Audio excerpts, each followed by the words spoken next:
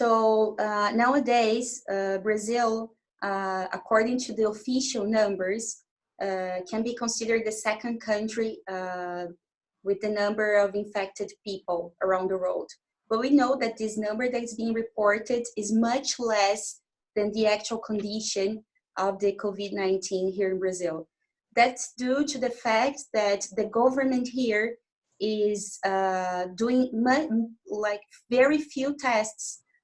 We are one of the countries that makes the least amount of tests per population. We also have a government that denies the risk of the disease. So we've been seeing every day Bolsonaro going to the news or making official announcements saying people have to go back to work because the disease is not that serious.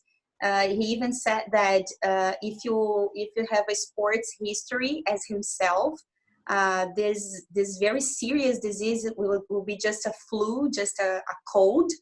And we know that it's much worse than the government says for the news or for the population.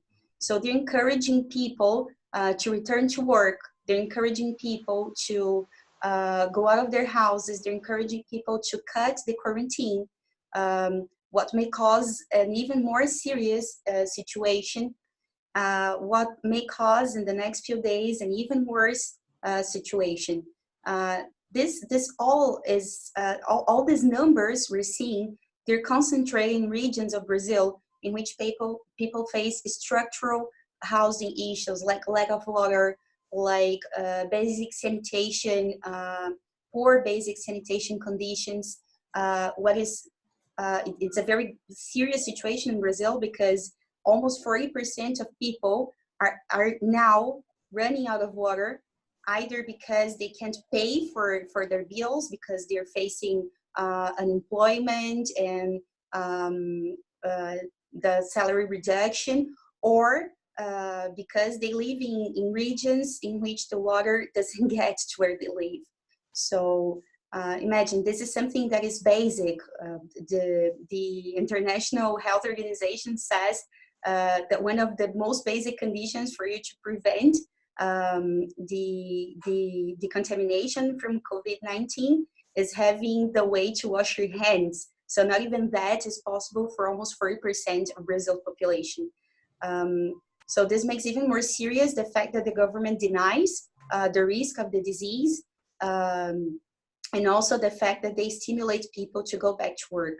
Instead of that, they should be giving people condition to actually stay at home, especially the ones who are not essential workers, who don't deal with essential services in the middle of the crisis. And even in that topic, in the last few days, the government also considered like hairdresser salons and gyms as essential services that should be reopened in this moment of a peak in the crisis.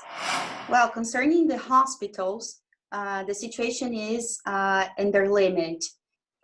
In the north zone of Brazil, the crisis got to its limit point right at the beginning of the contamination in Brazil.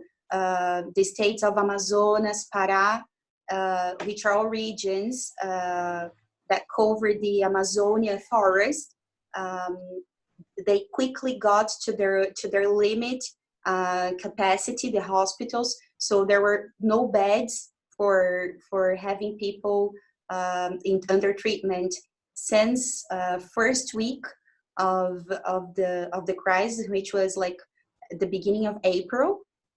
It's been a few days, the virus is here. So the situation we're facing right now exposes how precarious our health system is, because in like very few days, 10, 20 days, many states had already got to their limit capacity of treatment for people.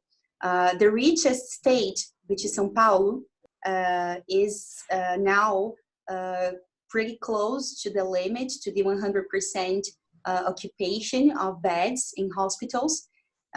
So we're probably having a situation very similar to what you guys lived in New York a few weeks ago. The government there in São Paulo is spending more money to build mass graves than they are spending to pay for testing or masks or equipment to protect the hospital workers. So the healthcare worker situation is extreme. Last week, the International Health Organization recognized Brazil as the country with the record number of healthcare workers dead by the virus.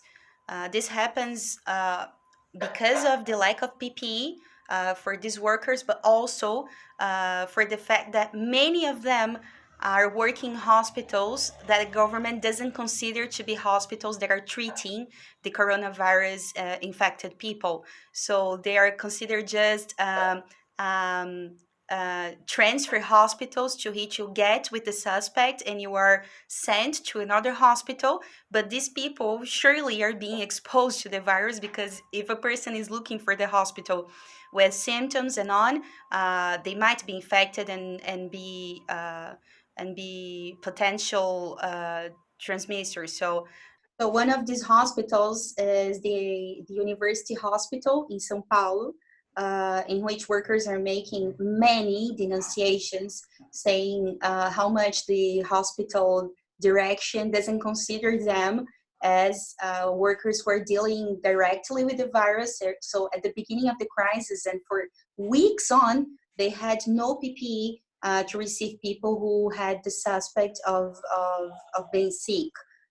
At this hospital, a worker died already. There are many others who suspect to have the virus and couldn't be tested.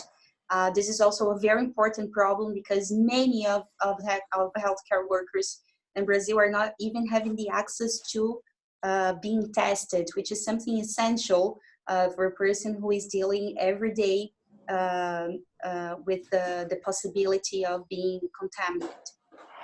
So even having those extreme numbers that I mentioned here, the government still denies how serious the disease can be. And although they follow this discourse of denying and denying, the last surveys for government support still show Bolsonaro with 30% support from the population. But it's actually really hard to measure how much of the support actually comes from a Bolsonarist portion of the population, because in the end, Bolsonaro's government is not just Bolsonaro anymore. We've been seeing each day more the participation of militaries in the government. Bolsonaro already started his government with a lot of support from the military forces, but nowadays the government task force for the crisis is actually made of militaries. There are many of the ministries now, since the Taik, the last health minister, resigned. There is a military in front of the most important ministry for a crisis like this, and well, the military's role and the government is very important, and it's probably behind the amount of support Bolsonaro still holds. And on the other hand, we have Bolsonaro portion of the bourgeois claiming for a reopen, claiming for the end of the quarantine. And on the other hand, we'll have a part of Brazilian bourgeois who tries to pose as rational, serious portion of bourgeois, especially in front of some important governments here, some important states of Brazil, like Rio de Janeiro and São Paulo. But what we've been seeing is that these guys don't do much more than just a pack of different words and a pose of rationality, when in the end they're not doing much for the population. The measures aren't that different, you know. So they say for the quarantine, they defend the quarantine. They're now even defending a lockdown it could be a quarantine guaranteed by the police or the militaries, which would be a huge increase in repression and violence against the population, when in the end they don't provide the necessary measures for the people to be actually at home, because we are in the country of precarious work. We have like at around 40% of population in underemployment or unemployed. So people have to go to work. It's not an option of staying home or going to work and they're just going out of their houses because they wish. No, people are going out of their houses because they're afraid of dying from starvation more than dying from the COVID. So, um, well, this is pretty much how we got to this point of this bizarre amount of deaths and contamination and this very exposed situation healthcare workers are living right now.